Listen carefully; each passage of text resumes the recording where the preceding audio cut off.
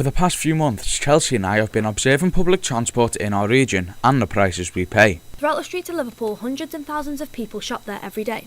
However, the question is, how do they get there? Many say they travel by car as they consider public transport as unhygienic, dated and expensive. We have been conducting research on behalf of you at home to investigate why public transport has become so costly. We have also been asking members of the public their opinions on the rise of public transport, whether or not they agree with the prices they have to pay. Joe and myself have also collated data from questionnaires that were given to pupils within our secondary school. This was done as we felt students pay an exemplifying amount on public transport, such as buses, in order to get to and from school. From the results we have established, 62.5% say they do not agree with the price they have to pay for a single ticket. Meanwhile, 81.25% of people saying that yes, individuals should be entitled to get free transport to and from school if their family income is in receipt of benefit. Overall, people feel that transport prices are becoming extremely high and unaffordable for a regular journey. Therefore, many people may resort in travelling by car or bike.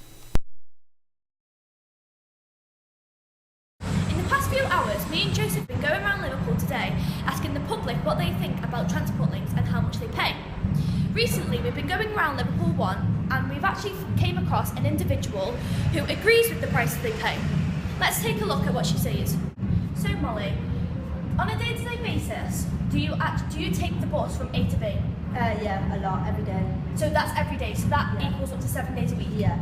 So how much do you pay each trip? I pay return each way, comes up to £1.10 for a return to the city centre. So is that a lot of mileage or? It's not too far. I personally think it's relatively good. Is it a walking distance? Could be argued. Right, okay. So overall, you agree with the price you actually pay? Yeah, I think it's relatively cheap of what we're getting for So it. one last question, Molly. Do you pay for an adult or a child? I'm paying on adult now. And that makes you how old? I'm 17. 17 years of age? Yeah. Right, okay. So in the past, we've had an issue. And the issue is that the fact that the government say that once you are 18, that is when you turn an adult. Right. So you are 17 years of age, you've said. Yeah. So why do you agree that you have to pay for an adult return? No, I totally understand where you're coming from. It should still be, able to get on as a child until the age of 18. However, you do agree with the price you pay? Yeah. If it was any higher, then yeah, I wouldn't, but because it's so cheap anyway, I don't mind paying it. Okay, that's fine. Thank you for listening. Stay tuned. We've also got some voice interviews from members of the public, all of various ages, providing us with information and opinions on the rise in public transport. Overall, we have received negative feedback from the public, which we found very interesting. This allowed us to get a real insight of what others thought about our main topic in our investigation. Although we've managed to get a member of the public who actually says they agree with the prices they pay, we've also got a lot of voice interviews with other members who disagree. Let's have a little listen to some of them interviews. So I'm joined with John, and so John, do you use public transport often? Occasionally, yeah. Why do you use it? For commuting to work.